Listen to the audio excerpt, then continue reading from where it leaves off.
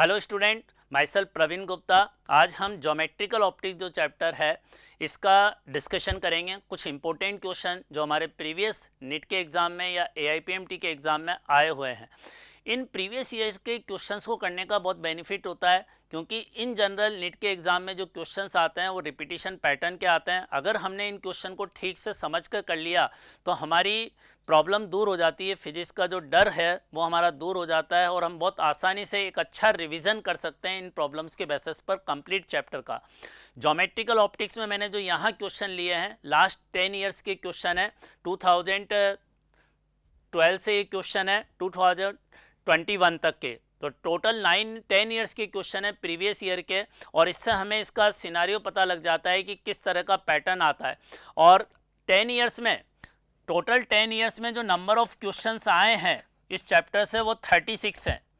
तो 36 क्वेश्चन आने का मतलब इस चैप्टर में एवरेज हर साल 3.6 क्वेश्चन आते हैं। तो 3 to 4 क्वेश्चन इसमें एआईपीएमटी के पेपर में होते हैं आउट ऑफ 45 और 50 पेपर। आज की तारीख में 50 क्वेश्चंस आते हैं जिसमें से हमें 45 अटेम्प्ट करने होते हैं। पहले केवल टोटल 45 क्वेश्चन आते थे और वो सभी कंप्लीट करने होते थे। तो ये एक अच्छा खासा वेटेज है, इस चैप्टर का बहुत बड़ा वेटेज है। हम इसमें अच्छा स्कोर कर सकते हैं ज्योमेट्रिकल ऑप्टिक्स में। तो हम स्टार्ट करते हैं अपना डिस्कशन। राइट, तो ये हमारे पास ज्योमेट्रिकल ऑप्टिक्स का पहला क्वेश्चन जो हम ले रहे हैं 2012 से, वो मैंने यहाँ पर लिया है। When a biconvex lens of glass having dipped in a liquid. अब देखो, अगर किसी लेंस को हमने एक लिक्विड के अंदर सबमर्ज कर दिया तो लिक्विड के अंदर अगर लिक्विड का रिफ्रैक्टिव इंडेक्स और लेंस जिस मटेरियल का बना हुआ है उसका रिफ्रैक्टिव इंडेक्स अगर बराबर है, दो चीज़ों का रिफ्रैक्टिव इंडेक्स बराबर होने का मतलब मटेरियल सेम है। तो अगर उस पर लाइट पास कराओगे तो उसका कोई रिफ्रैक्शन होगा ही नहीं। रिफ्रैक्शन तो तब कहलाता है जब मीडियम चेंज होता है, तो लाइट में कोई डिविएशन होगा ही नहीं। अगर लेंस के मटेरियल का रिफ्रैक्टिव इंडेक्स और जिस लिक्विड में हमने उसको सराउंडिंग में डिप किया है उसका रिफ्रैक्टिव इंडेक्स बराबर है तो कोई रिफ्रैक्शन नहीं होगा और इस सिस्टम की ऑप्टिकल पावर जीरो होगी। लाइट में कोई डिविएशन नहीं हुआ। ऑप्टिकल पावर जीरो होने का मतलब उसकी रेडियस ऑफ कर्वेचर और फोकल लेंथ इनफाइनाइट है। तो यही हमारा इस पर क्वेश्चन है। देखो, एक लेंस को हमने, लेंस में क्या होता है, लाइट का डिविएशन होता है, लेकिन हम चाहते हैं लेंस एक प्लेन शीट की तरह काम करे और प्लेन शीट में लाइट का टोटल डिविएशन जीरो होता है। तो लेंस प्लेन शीट की तरफ तब काम करेगा जब लेंस को हम उसी मटेरियल के रिफ्रैक्टिव इंडेक्स के मीडियम में इंसर्ट कर देंगे, तो लाइट का कोई डिविएशन होगा ही नहीं। तो इसका मतलब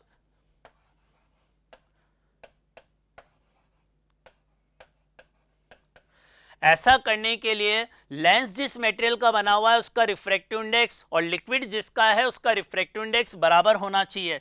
अगर ये रिफ्रैक्टिव इंडेक्स बराबर है तो लेंस की power zero, focal length infinite होगी।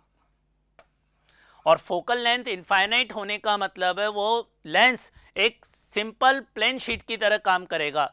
तो हमारा आंसर क्या हो जाएगा, इक्वल टू ग्लास। अच्छा, इन क्वेश्चंस को, इस वीडियो का आपको बेनिफिट ज़्यादा तब होगा जैसे हमारा नेक्स्ट क्वेश्चन आ जाता है। मान लो ये है, ये नेक्स्ट क्वेश्चन आ गया। अब इसमें मैंने कहीं सॉल्यूशन नहीं लिख रखा, आंसर नहीं है। पहले आप ये अपने आप से सॉल्व करें, ये क्वेश्चन ढंग से पढ़ें, पढ़ने के बाद इसका सॉल्यूशन करने की कोशिश करें और फिर जब आप सॉल्यूशन कंप्लीट कर लें या आपसे सॉल्यूशन की आपने कोशिश कर ली, उसके बाद कोई दिक्कत हो तो मेरा ये वीडियो सॉल्यूशन चेक करें।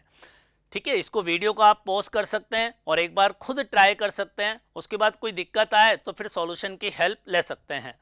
तो ये एक अच्छा तरीका है इसको सॉल्व करने का। अब अगला क्वेश्चन हम आते हैं, नेक्स्ट क्वेश्चन। देखो, प्रिज्म एंगल स्मॉल है, प्रिज्म एंगल हमें स्मॉल दे रखा है, लेस देन। स्मॉल का मतलब होता है प्रिज्म एंगल बहुत छोटा है, और छोटा हम जनरली उसको कहते हैं जो 5 डिग्री से कम होता है। ठीक है, अब इस पर हमें कहा है कि एंगल ऑफ इंसिडेंस क्या हो जिससे कि light emerge normally from the opposite face. अब देखो, लाइट अगर नॉर्मली अपोजिट फेस से इमर्ज हो रही है, जैसे मान लो प्रिज्म है,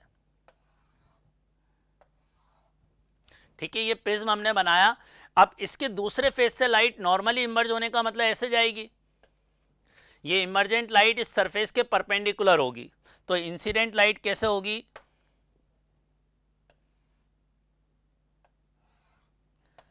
ये इंसिडेंट रे, ये एंगल ऑफ इंसिडेंस, ये नॉर्मल है इस सरफेस पर, तो लाइट इस पर्टिकुलर पॉइंट पर इस पहले फेस पर इंसिडेंट हो रही है और यहाँ दूसरे फेस से ये इमर्ज हो रही है। हमें क्वेश्चन में कहा है कि इमर्जेंट लाइट जो है वो नॉर्मल है सरफेस के, इसका मतलब ये है, और इमर्जेंट लाइट अगर सरफेस के नॉर्मल है इसका मतलब एंगल ऑफ इमर्जेंट 0 डिग्री के बराबर है, क्योंकि एंगल ऑफ इमर्जेंट नॉर्मल से ही मेजर करते हैं। एंगल ऑफ इमर्जेंट अगर 0 है तो सेकंड वाली सरफेस पर रिफ्रैक्शन एंगल भी 0 होगा, ठीक है। रिफ्रैक्शन जो एंगल 0 है हम ये जानते हैं R1 plus R2 prism angle के बराबर है। अब R2 अगर 0 है तो R1 भी प्रिज्म एंगल के इक्वल होगा। देखो R1 का मीनिंग क्या है इस डायग्राम में, ये वाला एंगल R1 कहलाता है। अब ये ज्योमेट्री से भी आप निकाल सकते हो, लाइट का रिफ्रैक्शन एक इस सरफेस से हो रहा है एक इससे हो रहा है, तो दोनों के बीच का एंगल ये प्रिज्म एंगल कहलाता है ना। अब ज्योमेट्री से अगर आप देखो तो ये एंगल 90 डिग्री के इक्वल है और ये एंगल A है, तो ये 90 माइनस A होगा, तो ये बचा हुआ एंगल A के बराबर हो गया। तो इससे ज्योमेट्री से R1 A के इक्वल आ गया। अब R1 एंगल A के इक्वल आने के बाद आप इस A पॉइंट पर I निकालना है अपन को, I को निकालने के लिए इस A पॉइंट पर स्नेल्स लॉ लगा सकते हो। स्नेल्स लॉ की इक्वेशन क्या होगी, 1 into sine I is equal to mu into sine R1। इस मीडियम का रिफ्रैक्टिव इंडेक्स म्यू कंसीडर किया, म्यू दे रखा है, तो यहाँ स्नेल्स लॉ लगाया तो यहाँ म्यू इंटू साइन R1 करेंगे ना, और R1 की वैल्यू A है, R1 की वैल्यू A है। अब देखो हमें ये दे रखा है कि प्रिज्म एंगल बहुत छोटा है और हम ये जानते हैं अगर प्रिज्म एंगल बहुत छोटा हो तो साइन A की वैल्यू अप्रोक्सीमेटली A के बराबर होती है, और अगर प्रिज्म एंगल बहुत छोटा है तो एंगल ऑफ इंसिडेंस भी बहुत छोटा होगा। एंगल ऑफ इंसिडेंस बहुत छोटा होने का मतलब sine I is also equal to I। अब ये दोनों वैल्यूज यहां रख देंगे तो आंसर क्या आ जाएगा, 1, मैं आंसर को दूसरे मार्कर से लिख रहा हूं, 1 into I is equal to mu into A, ये अपना आंसर है। क्लियर। अब ये आंसर ऑप्शन में सर्च कर लो तो पहला ऑप्शन सही है, कर लें इसको नोट। अब नेक्स्ट क्वेश्चन, ये नेक्स्ट क्वेश्चन आपके सामने है, पहले आप अपने आप ट्राई करें इस क्वेश्चन को, वीडियो को पॉज करके। मैं यहाँ वीडियो बना रहा हूँ लेकिन आपको पॉज करके इस क्वेश्चन को ट्राई करना है और उसके बाद अगर कोई दिक्कत हो तो मेरा सॉल्यूशन देख लेना है। नाउ नेक्स्ट क्वेश्चन,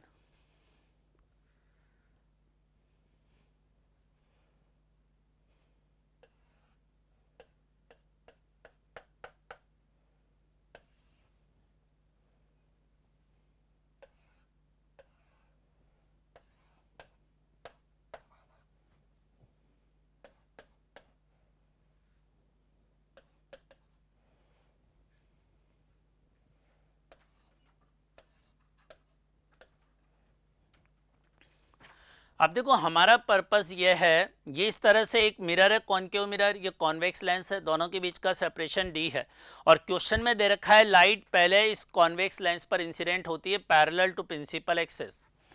अब क्या होगा, यहाँ पर लाइट इंसिडेंट होने के बाद इस लेंस से रिफ्रैक्शन होगा, फिर मिरर से रिफ्लेक्शन, और मिरर से टकराने के बाद लाइट वापस जाएगी तो लेंस से 2 बार पास होगी और मिरर से 1 बार टकराएगी। तो टकराने के बाद इससे दोबारा पास होने के बाद फाइनल में लाइट पैरेलल हो जाती है, रिटर्न टू इन्फिनिटी अगेन। इसका मतलब लाइट अपना पाथ रिट्रेस कर रही है, और लाइट अगर अपना पाथ रिट्रेस करती है, रिट्रेस करने की क्या कंडीशन होती है कि यहाँ देखो, अब अगर इस तरह का अरेंजमेंट होता है ना तो ये अरेंजमेंट किसी भी ऑब्जेक्ट की 3 इमेजेस बनाता है, क्योंकि लेंस से 2 बार रिफ्लेक्शन हो रहा है तो लेंस 2 इमेज बनाएगा, और मिरर से 1 बार रिफ्लेक्शन हो रहा है तो मिरर 1 इमेज बनाएगा। और तीनों इमेजेस बनने के बाद क्वेश्चन में लिख रखा है कि ये लाइट इन्फिनिटी पर वापस रिटर्न होती है, इसका मतलब फाइनल इमेज वही बनती है जहां ऑब्जेक्ट रखा हुआ है, और फाइनल इमेज ऑब्जेक्ट की वहीं बनने का मतलब है लाइट रे अपना पाथ रिट्रेस करनी चाहिए, मिरर पर गिरने के बाद लाइट अपना पाथ रिट्रेस करनी चाहिए।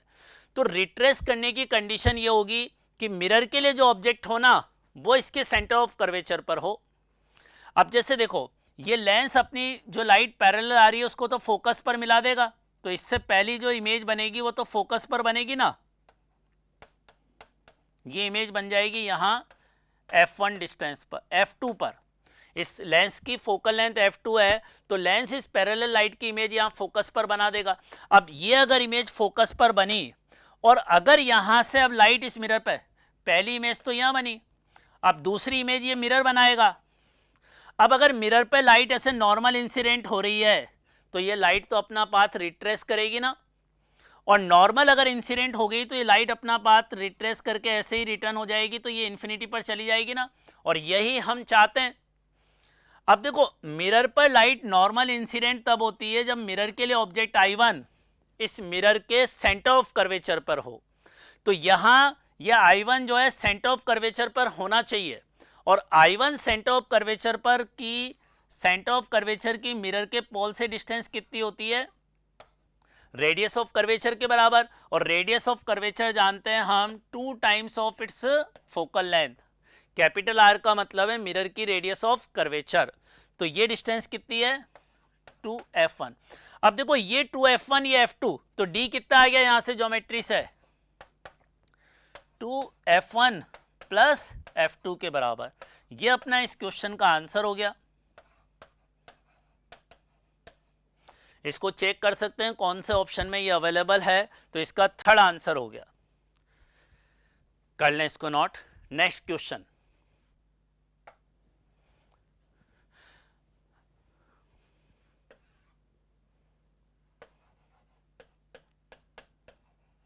देखो हमें क्वेश्चन को रीड करना भी सीखना है आपको मेरे साथ।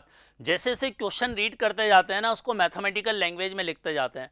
जैसे ये मैग्नीफाइंग पावर है, मैग्नीफाइंग पावर टेलीस्कोप की 9 दे रखी है। नाउ क्वेश्चन है when it is adjusted for parallel rays the distance between objective and eyepiece is 20। ये जो ऑब्जेक्टिव लेंस और आई लेंस के बीच की डिस्टेंस है ना, इसको हम क्या बोलते हैं, टेलीस्कोप की लेंथ। और टेलीस्कोप की लेंथ कितनी दे रखी है 20 सेंटीमीटर, 20 सेंटीमीटर दे रखी है। अब देखो मैग्निफिकेशन पावर का फॉर्मूला जो टेलीस्कोप के लिए होता है वो होता है f0 अपॉन यूई के इक्वल, f0 अपॉन यूई होता है, और टेलीस्कोप की लेंथ किसके बराबर होती है f0 प्लस यूई के इक्वल।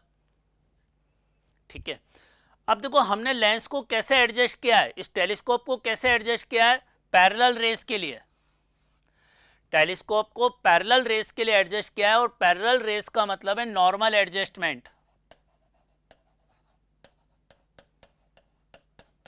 और नॉर्मल एडजस्टमेंट का मतलब होता है हमारी आईज रिलैक्स कंडीशन में हो, मतलब जो आई लेंस है उसके लिए ऑब्जेक्ट उसके फोकस पर होना चाहिए। नॉर्मल एडजस्टमेंट का मतलब यह है, तो नॉर्मल एडजस्टमेंट के लिए यूई की वैल्यू एफ के बराबर होती है। ये नॉर्मल एडजस्टमेंट की कंडीशन है, मिनिमम स्ट्रेन की कंडीशन के आइस पर मिनिमम स्ट्रेन हो तो यूई की, हमें क्वेश्चन में ये पैरेलल रेस दे रखा है ना, तो पैरेलल रेस देने का मतलब है क्वेश्चन में यूई की वैल्यू एफई के बराबर दे रखी है।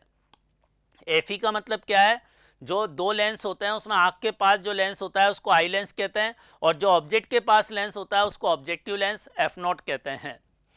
अब ये यूई की वैल्यू यहां रखेंगे तो हमारे पास इक्वेशन 2 बन गई, 9 is equal to f0 plus f e, और सेकेंड इक्वेशन यहां से बन जाएगी 20 is equal to f0 plus f e. अब देखो इन दो इक्वेशन में दो वेरिएबल हैं, दोनों सॉल्व हो जाएंगे। यहां से f0 की वैल्यू यहां रख दो, तो 20 बराबर कितना आ गया 10 एफई, तो एफई बराबर हो गया 2 सेंटीमीटर, एक आंसर ये, और एफई की वैल्यू यहां रखेंगे तो f0 18 मिल जाएगा, तो ये आंसर। हमें दोनों लेंस की फोकल लेंथ निकालनी थी, तो आंसर क्या होगा 18 एंड 2 सेंटीमीटर। इस तरह से हम इसका सॉल्यूशन बना सकते हैं। अब देखो ये बहुत ही इंपॉर्टेंट क्वेश्चन कई बार एग्जाम में आया है, एपीएमटी के एग्जाम में और आईआईटी मेंस में भी कई बार ये क्वेश्चन आया हुआ है कि हमें इसकी डायमेंशन बतानी है। तो देखो लाइट की स्पीड जो वैक्यूम में होती है उसका फॉर्मूला ये होता है, लाइट की स्पीड वैक्यूम में जो होती है उसका फॉर्मूला ये होता है, और म्यू नॉट का मतलब होता है मैग्नेटिक परमिएबिलिटी और एप्सिलॉन नॉट का मतलब होता है इलेक्ट्रिकल परमिटिविटी। इसको हम ऐसे लिख सकते हैं ना, होल पावर माइनस हाफ, और इसी की तो डायमेंशन पूछी है हमसे और इसकी डायमेंशन तो c के बराबर है और c लाइट की वेलोसिटी है। वेलोसिटी की डायमेंशन क्या होती है, l t minus one, length upon this time होती है ना, तो लेंथ की l और टाइम की t, तो इनवर्स लगा देंगे, ये आंसर हो गया। तो बहुत आसान क्वेश्चन, बट ये क्वेश्चन कई बार आया एग्जाम में और इसमें 4 ऑप्शन में कौन सा नजर आ रहा है, थर्ड ऑप्शन, तो ये इसका आंसर। नेक्स्ट,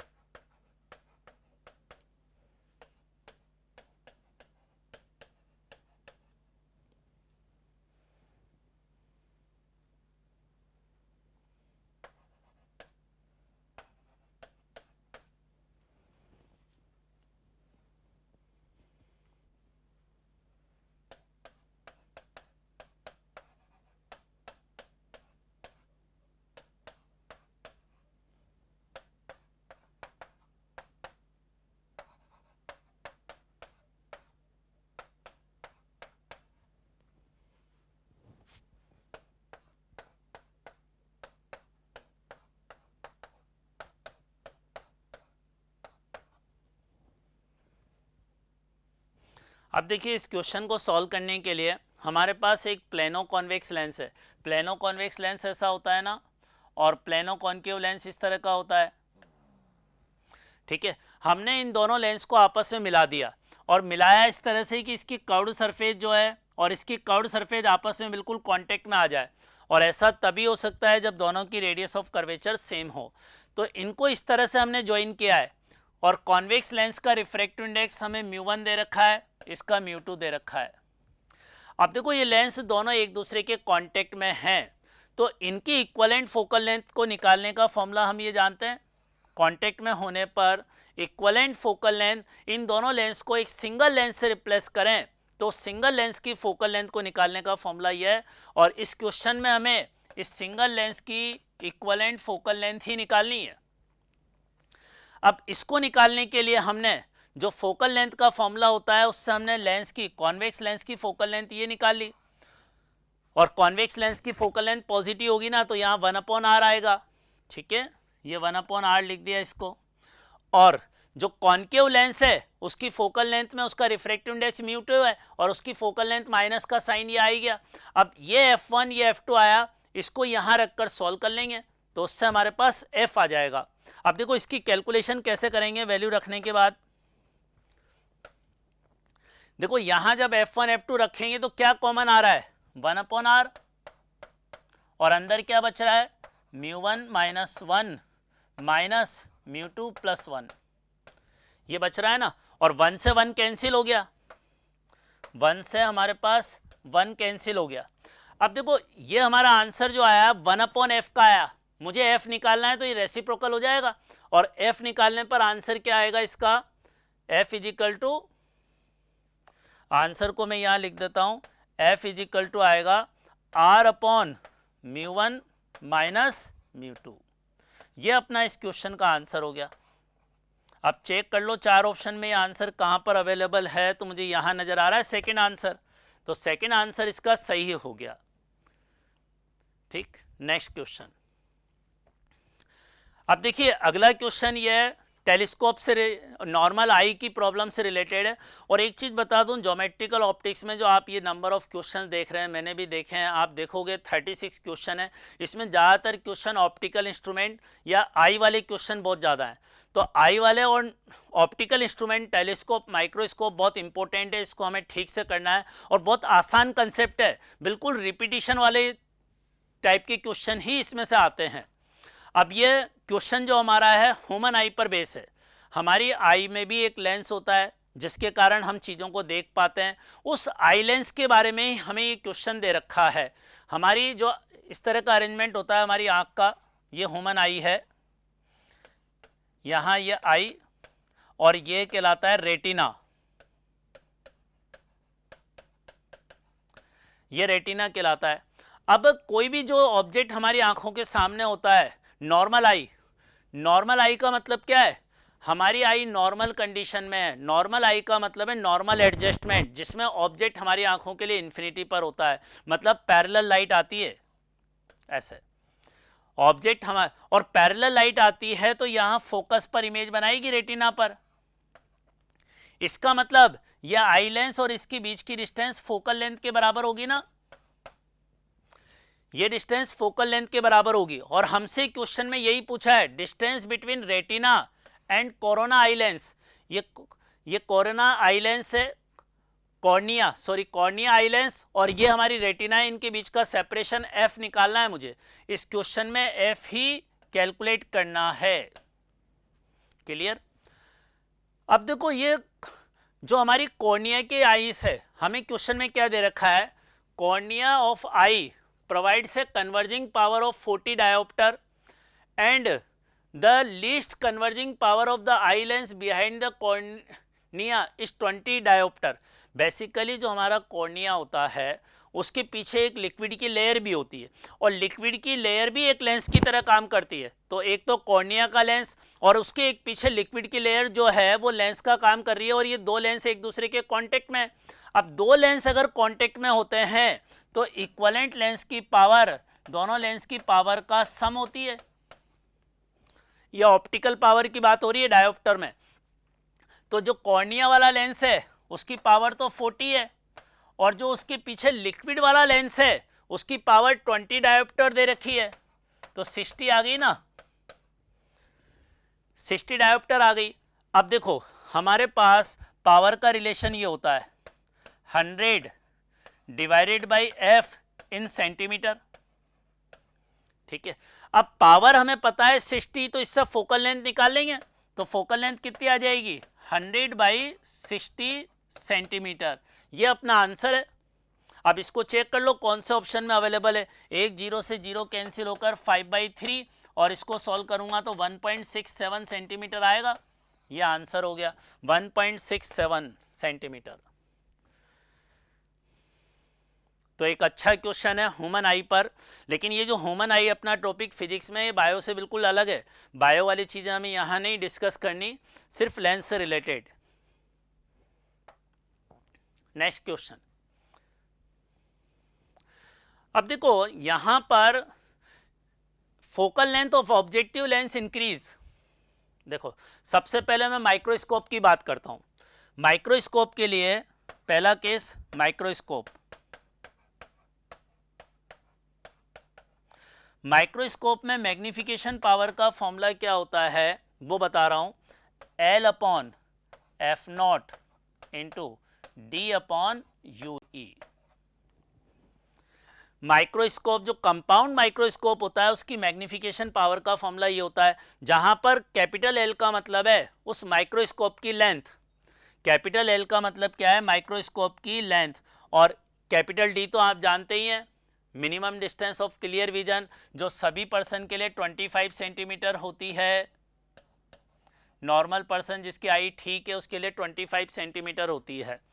ठीक है, यूई का मतलब है जो आई लेंस है उससे ऑब्जेक्ट की डिस्टेंस। ठीक है, ये एक फॉर्मूला होता है। अब इस फॉर्मूले में F0 नीचे आ रहा है ना, क्वेश्चन में क्या कहा है, ऑब्जेक्टिव लेंस की फोकल लेंथ इंक्रीज करते हैं, मतलब F0 को इंक्रीज कर रहे हैं। क्वेश्चन में लिखा हुआ है F0 इंक्रीज हो रहा है, और इस मैग्निफिकेशन पावर में F0 नीचे है। अगर एफ नॉट को बढ़ाओगे तो मैग्निफिकेशन पावर इंक्रीज होगी, तो ये हमारा आंसर है।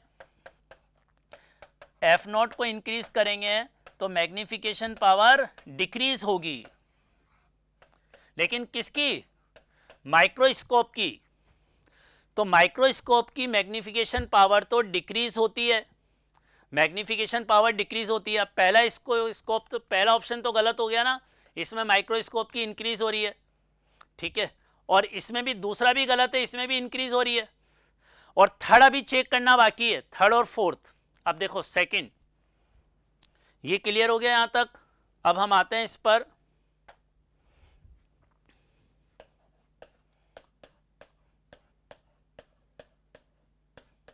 टेलीस्कोप।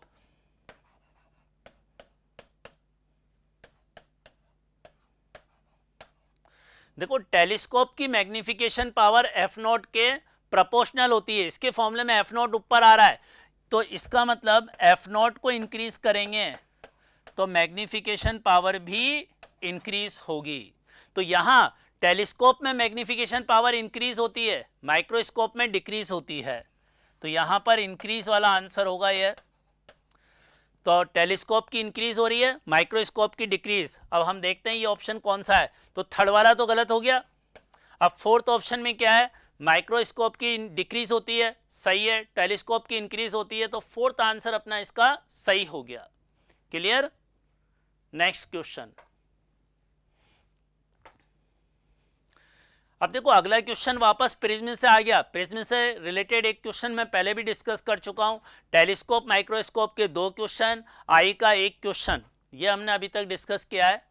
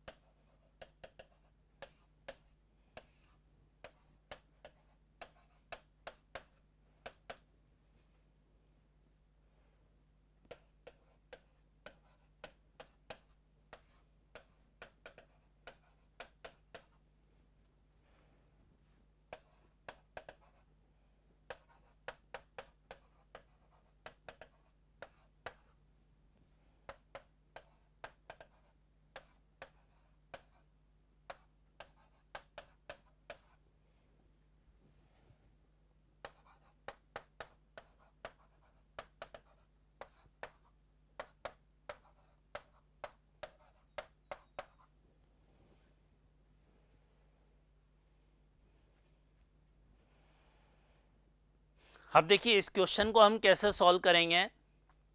इस क्वेश्चन के लिए डेल्टा की वैल्यू निकालनी है। The refractive index of the prism, refractive index, देखो ये रिफ्रैक्टिव इंडेक्स दे रखा है हमें कोट a/2 के बराबर। ये क्या चीज़ है? रिफ्रैक्टिव इंडेक्स है। तो म्यू को प्रिज्म मिनिमम डिविएशन की कंडीशन में, और जब प्रिज्म मिनिमम डिविएशन की कंडीशन में होता है तो उसका म्यू निकालने का फॉर्मूला ये होता है। अब इस फॉर्मूले में वैल्यू रख देंगे, और हमें इस क्वेश्चन में मिनिमम डिविएशन निकालना है। क्या निकालना है? Minimum deviation. इस इक्वेशन को यूज करके मिनिमम डिविएशन निकालेंगे। अब इसमें म्यू की वैल्यू तो क्या दे रखी है? कोट a/2, और कोट a/2 को क्या लिख सकते हैं? Cos divided by sine. तो cos theta divided by sine theta लिखा। अब ये लिखने के बाद कॉस a/2 से कॉस a/2 कैंसिल हो जाएगा, कैंसिल हो गया। इसके बाद यहां साइन में आ रहा है, ये कॉस में है, तो इस कॉस को साइन में बदल लें, और कॉस को साइन में बदलने के लिए 90 माइनस a/2 लिख दिया। अब देखो 90 माइनस a/2 लिख दिया, ये है। अब दोनों तरफ साइन साइन बराबर है ना, तो इनके ये एंगल भी इक्वल होंगे, इसका ये एंगल और इसका ये एंगल हमने एक दूसरे के इक्वल कर दिया। अब एंगल इक्वल करने के बाद यहां से a/2 माइनस वाली टर्म इधर आएगी, a/2 से ऐड होकर क्या बन जाएगा? इसको बस सॉल्व कर लेंगे हम, तो क्या आ गया? इसको सॉल्व करने पर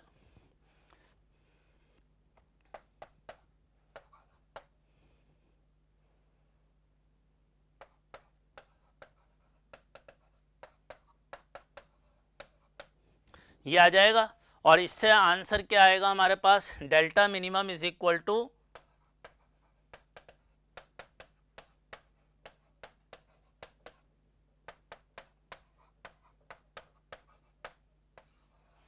बस इसकी कैलकुलेशन करके आंसर निकाला तो मिनिमम डिवीजन आया 180 माइनस 2a और 180 माइनस 2a फर्स्ट ऑप्शन है, तो फर्स्ट ऑप्शन अपना इसका आंसर हो गया। कर लें इसको नोट।